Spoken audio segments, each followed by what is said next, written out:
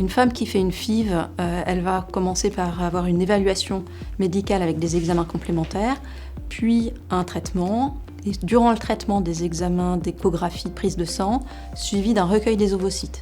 Quelques jours plus tard, un transfert d'embryon, et 15 jours plus tard, elle saura si oui ou non ça a fonctionné. Quand il s'agit de faire une FIV avec un tiers donneur de gamètes, alors il y a des étapes supplémentaires qui se font dans un centre autorisé, parce que tous les centres qui font de la FIV ne sont pas autorisés au don de gamètes.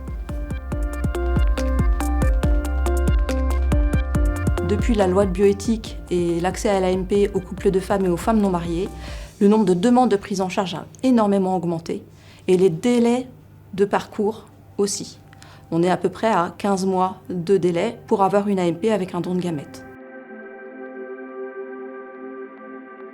Il a fallu s'adapter à ces nouvelles demandes de femmes en couple, de femmes non mariées, et aussi des nouvelles demandes de préservation de fertilité pour raisons non médicales, qui nous a obligés à imaginer des parcours complètement novateurs et à s'adapter à la demande des patients qui était assez différente de celle qu'on connaissait. On s'est vite aperçu que les parcours étaient complexes, que nous n'avions pas les outils et tous les outils nécessaires pour l'accueil dans de bonnes conditions des patientes, avec des délais d'attente qui se sont allongés de manière très importante pour tous et toutes. On a aperçu qu'il y avait un besoin important de transparence pour que les patients sachent quels étaient les délais d'attente, quelles étaient nos procédures et que les procédures soient efficientes et qu'il n'y ait pas de perte de temps.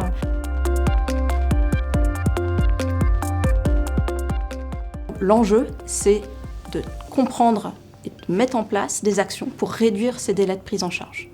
Parmi les buts, je dirais que celui qui a vraiment émergé a été le souhait d'harmoniser les pratiques sur le territoire, tout en respectant un certain nombre de spécificités régionales et notamment tout ce qui marche bien.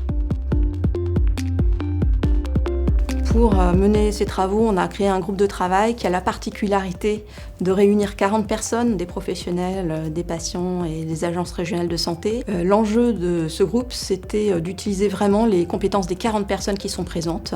Aujourd'hui, le rôle de l'agence, c'est de trouver comment améliorer la fluidité des parcours en s'entourant de toutes les compétences sur le terrain. Tous ensemble, on a regarder de près tous les parcours et commencer à sortir des possibilités d'amélioration un peu globales. Il était évident qu'il fallait que se rencontrent les professionnels de santé, bien sûr, et tous les professionnels de santé impliqués, des médecins aux psychologues, en passant par les sages-femmes, les infirmières, etc. Mais aussi et surtout les patients, avec le retour des associations de patients qui nous permettent de progresser, et puis les ARS en particulier, avec lesquels nous avons besoin de travailler pour mettre en place des parcours optimisés, fluides, et des indicateurs pour vérifier que nos innovations, nos projets ou nos propositions sont effectivement utiles. La première chose, c'est trouver les parcours types optimaux qui pourront s'appliquer à tous les centres. Ensuite, il y a mieux savoir, avoir une bonne visibilité de ce qui se fait sur le territoire. Donc on a besoin d'un outil de type cartographie dynamique qui permette à tout un chacun de savoir quel professionnel fait quelle activité, à quel endroit.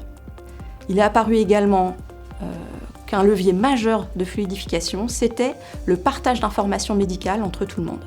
Et ce qui a été également tout de suite noté par les professionnels de santé, c'est qu'au sein des centres, on ne pouvait améliorer l'organisation que s'il y avait des humains en mesure de passer vraiment au crible comment améliorer et fluidifier tous les parcours des patients.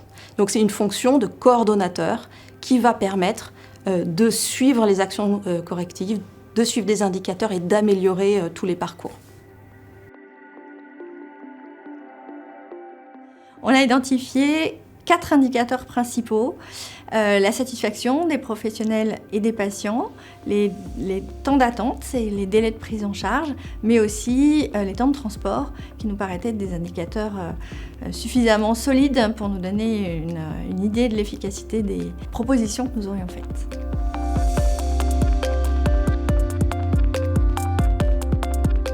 En juin 2024, les travaux du groupe ont permis de publier des recommandations pour fluidifier les parcours. Et ces recommandations vont ensuite être mises en œuvre sur le terrain avec le soutien de l'agence auprès de tous les centres d'AMP.